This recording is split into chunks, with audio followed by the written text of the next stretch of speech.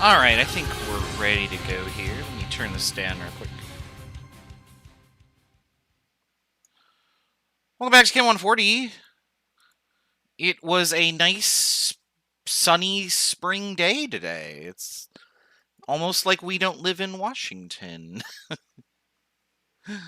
Today was really nice. I hope you got to go outside. I got to go outside for about 20 minutes, carrying a giant chair inside, and then all of the stuff from the packaging outside, because I bought a new desk chair. And I'm sitting in it, and it is great, and I don't feel like I am slouched over my desk anymore, so hopefully my back will be okay. And hopefully you two are okay and ready to learn, because this is kind of the meat and potatoes of the class. The first half of the class is today's lecture. We're going to talk about how to do dimensional analysis. And dimensional analysis is the skill that you need to master to pass 140. So, get a piece of paper and a pen or pencil ready, and let's do some math. Now, in the sciences, we have all sorts of ways to measure stuff.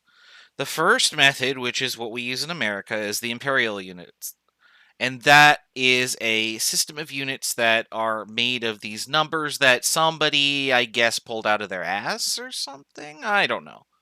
But, like, the numbers that are involved in these conversions are just completely random, as far as I'm aware. Like, I don't know, why 12? Why not 10 or 15 or 12? Like, I don't know. 3 feet in a yard? We only have 2 feet. Where'd the third one come from? And then I'm not even going to try with this last one. It gets worse than that. I need to find the image for it. Let's see here. Imperial units flowchart, which pops right up because I've done this like 74 times today. There we go. So we'll put this on the screen once I find it on here. There we go.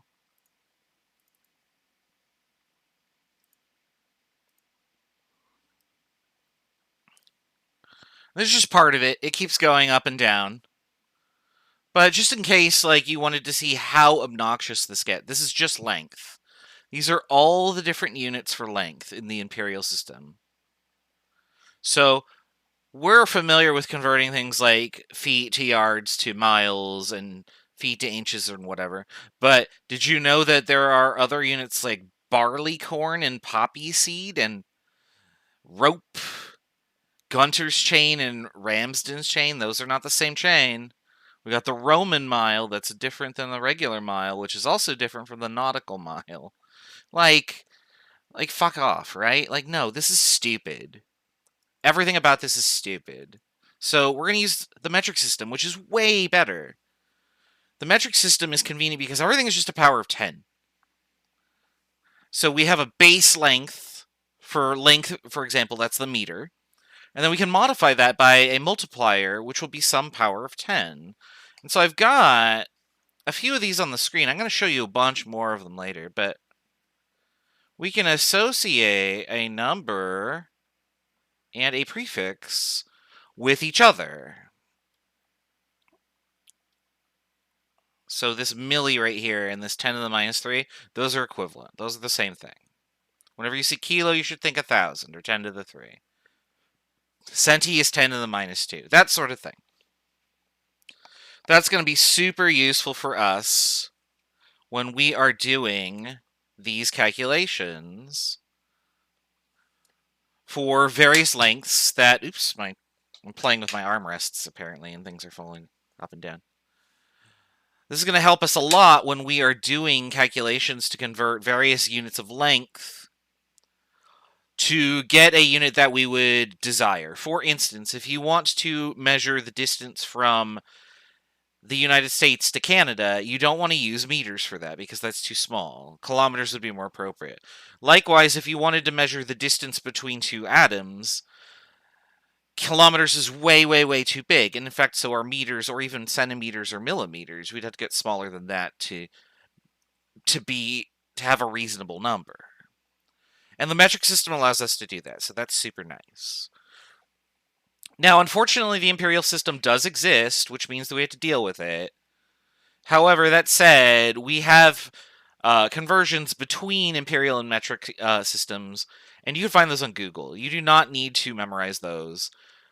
You do not need to write them down on a piece of paper and have it taped to your monitor. No, just look it up on Google. This is an online class. You can just look it up. It's fine.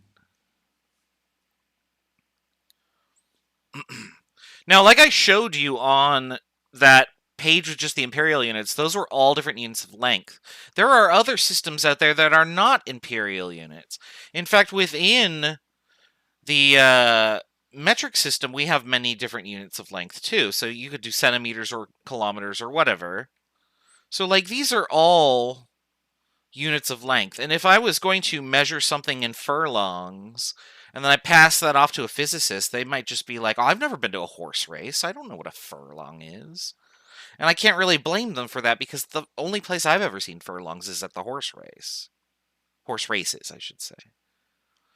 Right there on the screen at the bottom, Smoot. This is actually the height of I want to say he's an MIT professor in civil engineering, and bridges are measured in, like, smoots.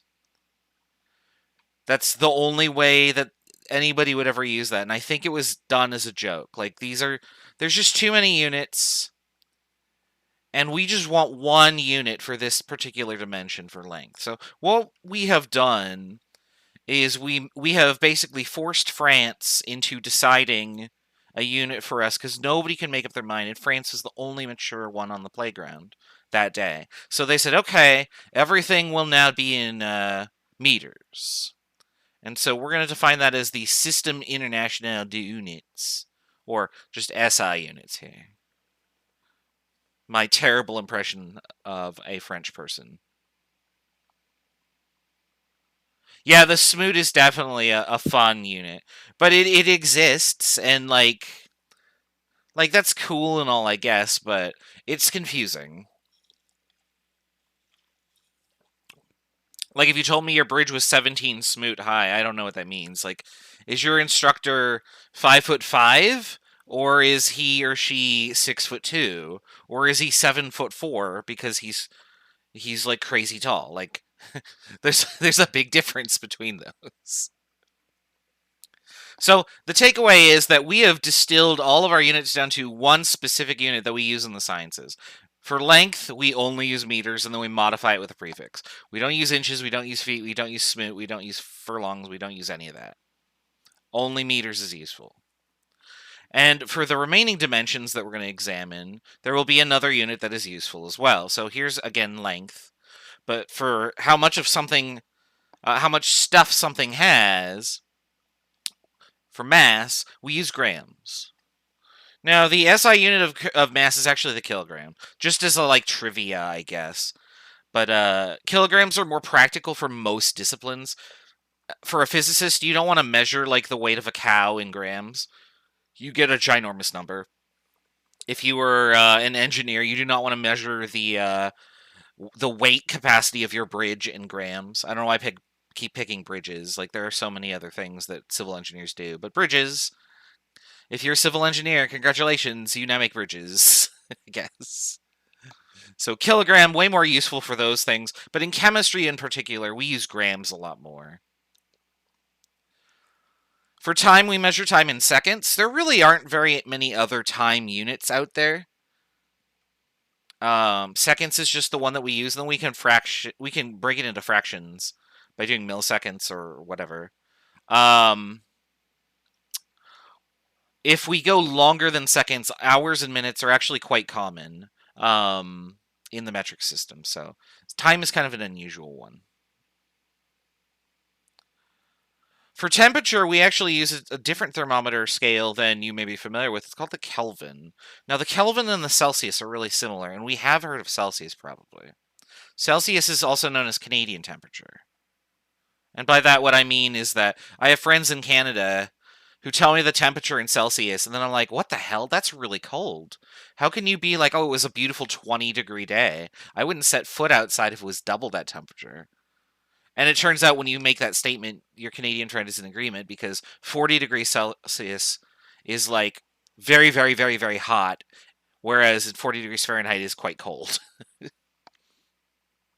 So we're going to work with Kelvin and Celsius in unit, I want to say it's 5. Well, I'm going to show you like 2 or 3 slides and then do my temperature joke, which everybody loves. So the last unit is also new if you have never taken a chemistry class before. If you want to count how much of something you have, we're going to cluster it all into a quantity called a mole. And the mole is a very, very big number, and we're not going to see this number for a long time. So 1 mole of stuff is equal to this amount of stuff.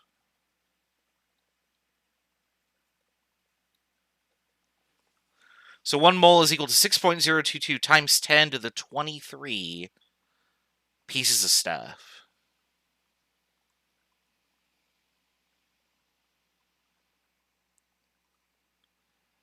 That's a humongous number. And we're going to come back to that when we get to Unit 10.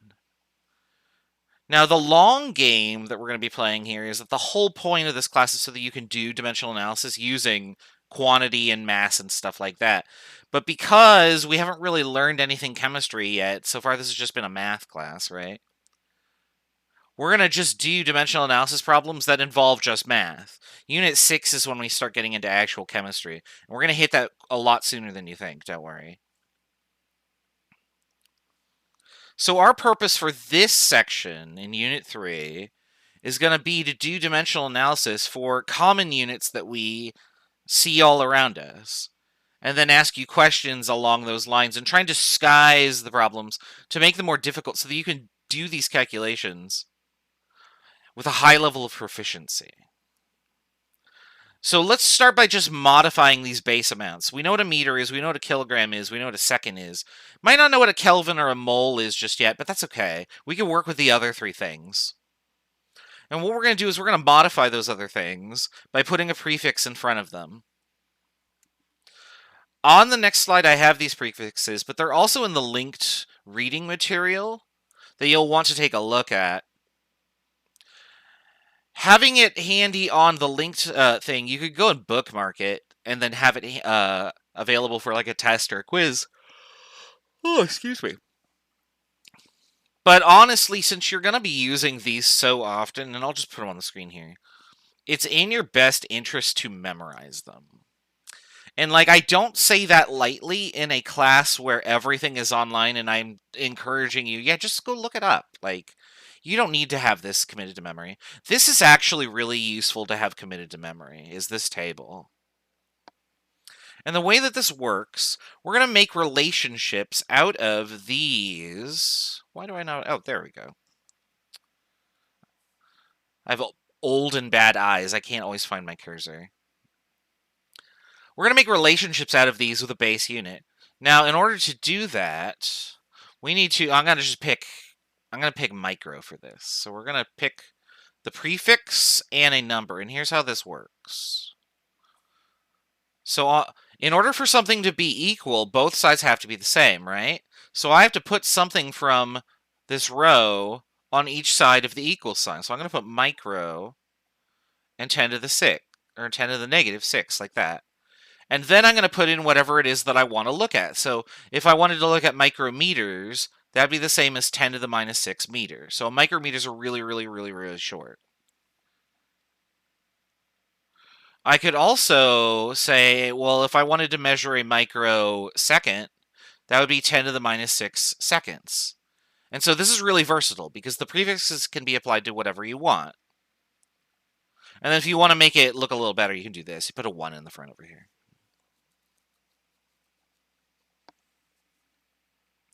And I can do this with any combination of prefix and value that I want to. So if I wanted to pick giga, for example, then I would say, okay, giga, 10 to the 9.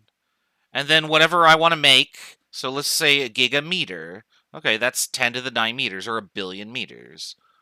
Or I could say, how about a gigaliter? That would be 10 to the 9 liters. and so on and so forth. I can do this however I want to. Maybe you've heard of a gigabyte. Of course you have, because computers are huge nowadays. A gigabyte is roughly a billion bytes. It's a little bit different for bytes because their power, or their base 2 as opposed to base 10. But the number of gigabytes, or the number of bytes in a gigabyte, is roughly a billion.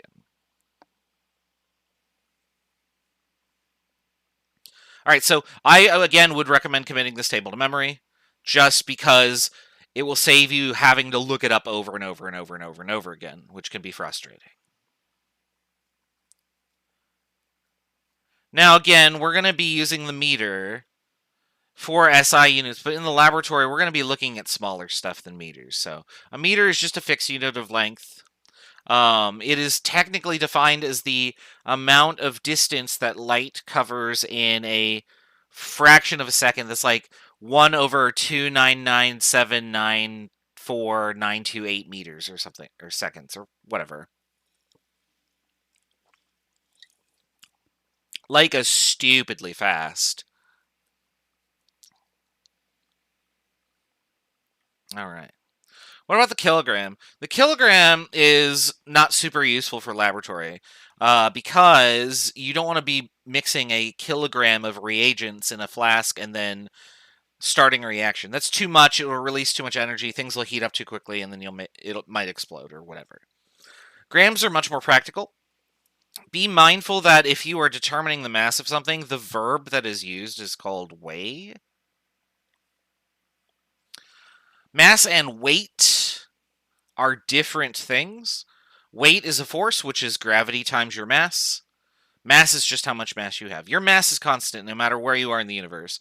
If you weigh 100 kilograms on Earth, you'll weigh 100 kilograms on the moon. But your weight itself, which is a force, changes on the moon and on Earth. In fact, because gravity on the moon is like 1/6 of the strength of the gravity on Earth, your weight goes down by a factor of 6. Best weight loss plan ever. Go to the moon. The weight just melts right off by a factor of 6. Don't actually do that. Don't go to the moon for the weight loss strategy. Because when you come back to Earth, your legs and joints will just be like, oh my god.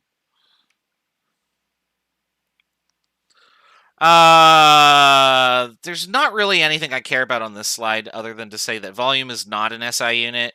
That's kind of trivia. Nobody really cares.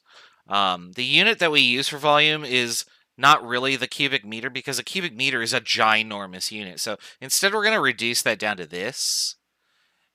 And this is the liter. A liter is a super common unit of volume, and it's simply a 10 centimeter cube. That's a liter.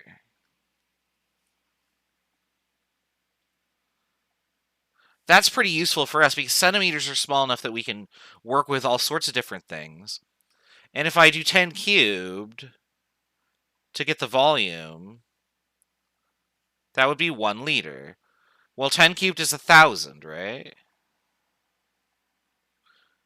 And what else is 1,000? Well, 1,000 milliliters is also 1,000 centimeters cubed. So a cubic centimeter and a milliliter are exactly the same thing.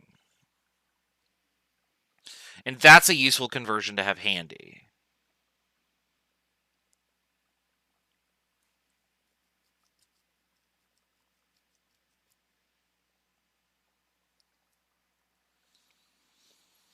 All right. So now that we've looked at all of these units, what we're going to start doing is converting between one unit and another.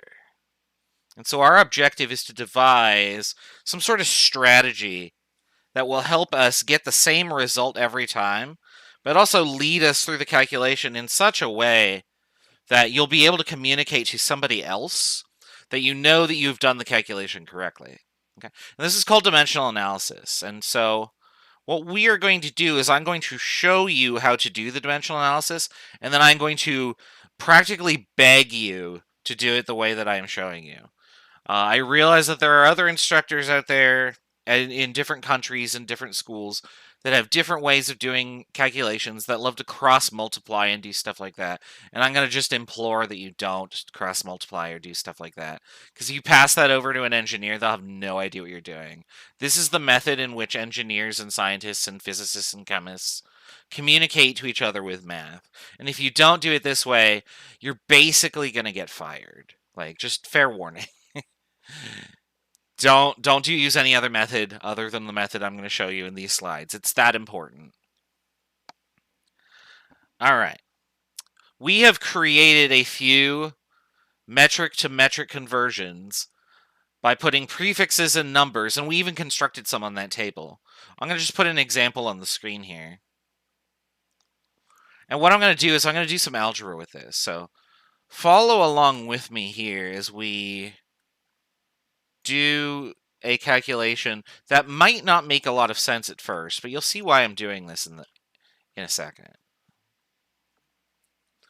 All right, so here's how this works. I'm going to take that statement that's above,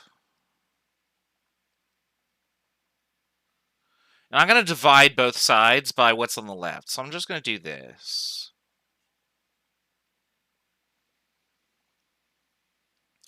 Now, when you have something divided by itself, what's the mathematical outcome that you get? What is anything divided by itself equal to? So I have centimeters divided by centimeters and 1 divided by 1.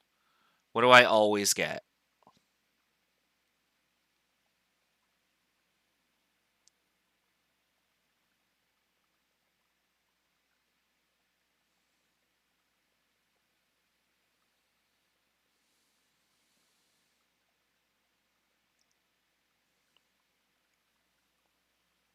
I might be very far in the future here. I'm not sure. What do you get when you divide anything by itself? Yeah, you just get 1, yeah? So this entire side here reduces down to 1. And then I get this. That's cool and all. We're going to just put it in a box here. And we'll come back to it. I'm going to take the same statement that we started with before. And I'm going to divide by the other side.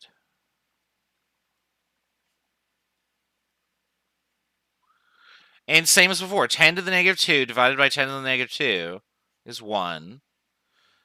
Meters divided by meters is 1, because it's all divided by itself, right? So I get 1 equals...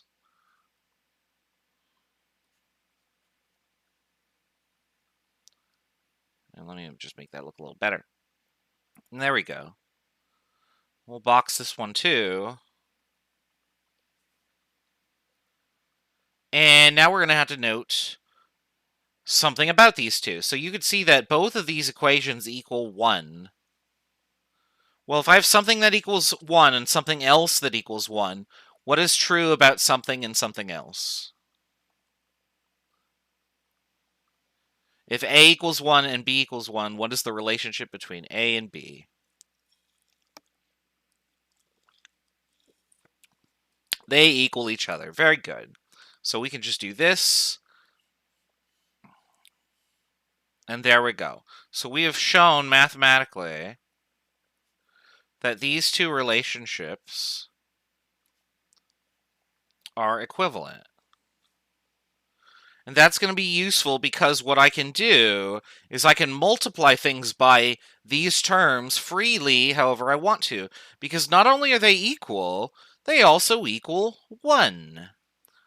And if you multiply something by 1, you're not changing its value. You are just changing its units and how it's presented.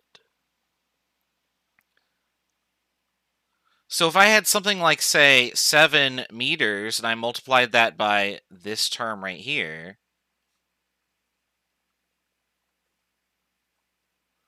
I will get something as a result that still equals 7 meters, right?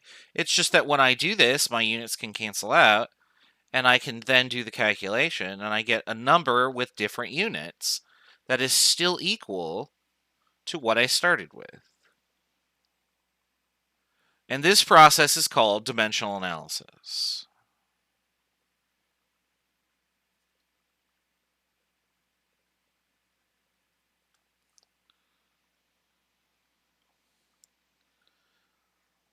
So that's our goal. We're going to make constructions out of these equalities. So the 1 centimeter times 10 to the minus 2 meters that you see in the window at the top there.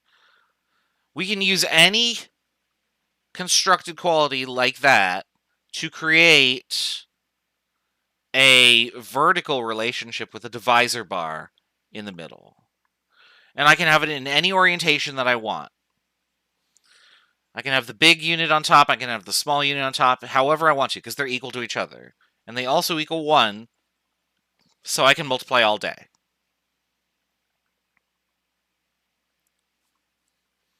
So let's get some problems out here, and let's give that a shot. We'll see what happens. Alright, so we've already done this. This is just an example. Alright. We already know how to construct these. This is a different unit different strategy. But remember that your prefix and your number have to go on opposite sides of the bar. Make sure that you are putting them in the right spots. Don't accidentally put the number and the prefix on the same side. Otherwise, you won't get a relationship that equals 1. You'll get a relationship that just is false. Now, for other conversions, such as metric to imperial, anything that you do not have on that table, so like kilo, mega, giga, micro, centi, milli, etc., you're going to see things like feet and inches and miles and stuff like that. You cannot use the metric system on those units. You cannot have microfeet. You cannot have kilomiles. Like, that doesn't make any sense. The miles are just miles. It's a fixed unit.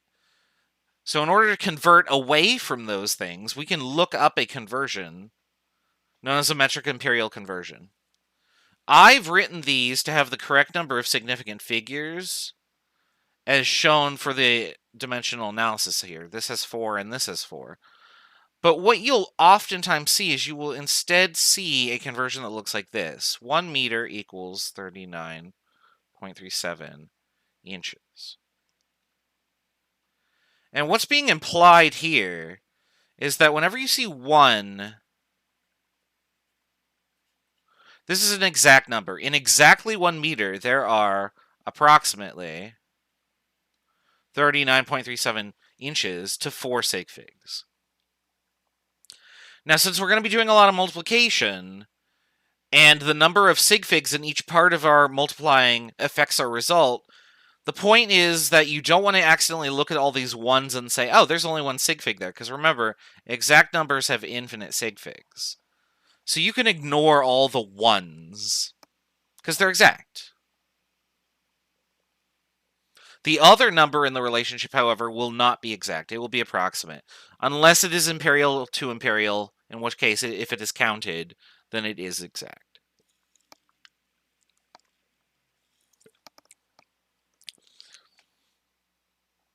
If you are ever unsure if something is exact or inexact, just ask.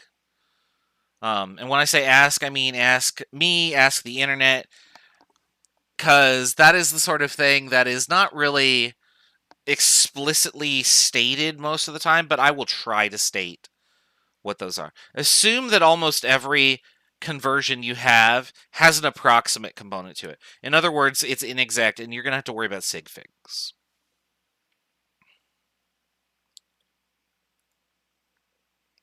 I clicked on the wrong thing. There we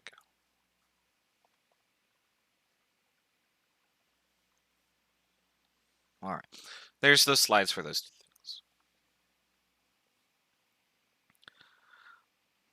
All right, let's do some conversions. Oh, well, this is just showing you that, hey, we can cancel out units just like numbers. No big deal there. Our objective is to cancel out units you don't want, leave only the units that you do want. So if you set up your units first, and then you run the numbers by plugging in all the numbers for things related to it, you will create a strategy to get you to the end of your calculation. So I'm going to show you that, and that's going to be what we do in this class. Is I'm going to always do all the units first, and then I'm going to go back and fill in all the numbers. So let's do that for an example here. So we're going to convert 1.52 meters into inches.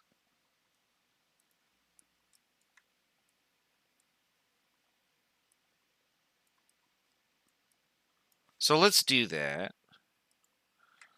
We'll clear all that.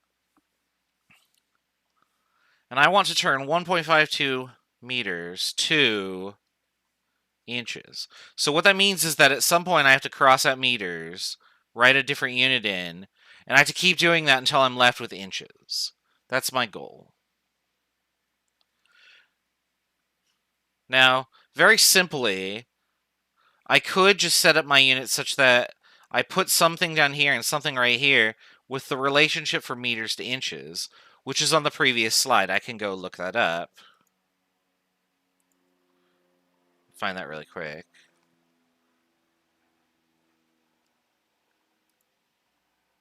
There we go.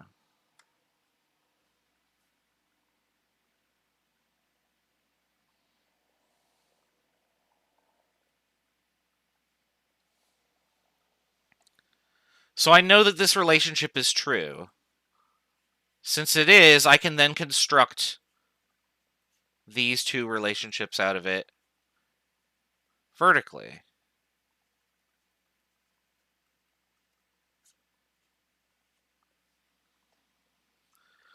So now what I need to do is I need to put one of these things right here. And I need to do that so that I can cancel out the units that I don't want and be left with the units that I do want. So which conversion am I going to be using? Am I going to use conversion A or conversion B in the space that's provided up top? Which one will allow the units to cancel out in the way that I want them to, leaving only the target unit? And the target unit in this case is inches.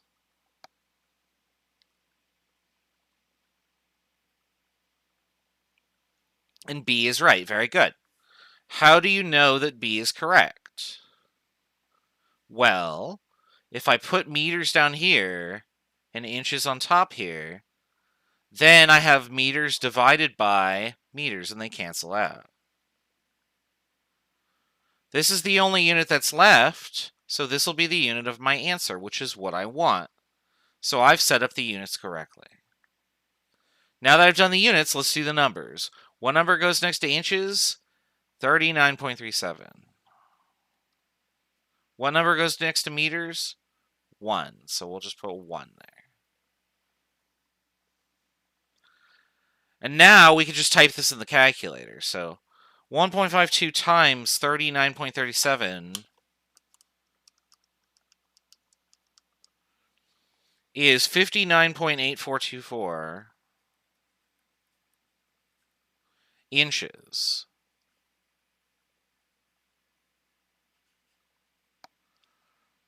But now I have to consider how many sig figs I have for my answer.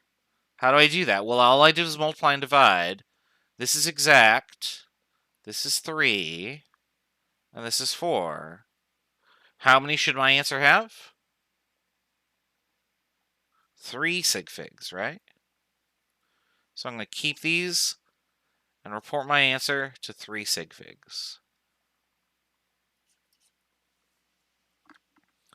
And voila.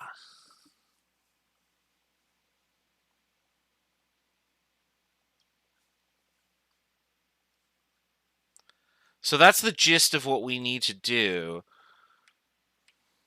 in order to do calculations like that. Is we're going to set up the units so they cancel out, leaving only the units that we want, and we will get the result in the units that we do have.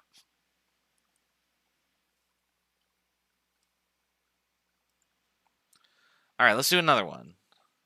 What is the mass of my motorcycle in kilograms? It weighs 625 pounds. So I have a Harley Davidson that is sitting and collecting rust because I don't really have a place to park it and also keep it charged over the winter. And now I have a Jeep, so I drive that around all the time anyway. What I want you to do...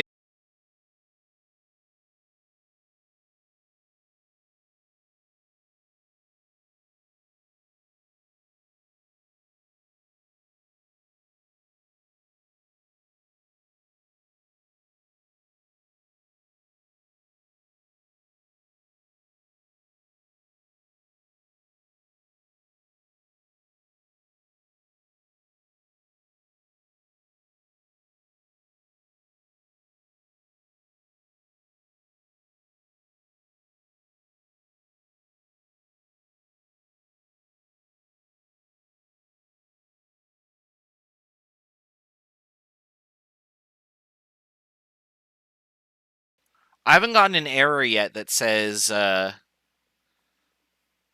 issue with the videos come up. Usually it pops up and tells me, like, hey, you lost a connection. It looks okay to me so far.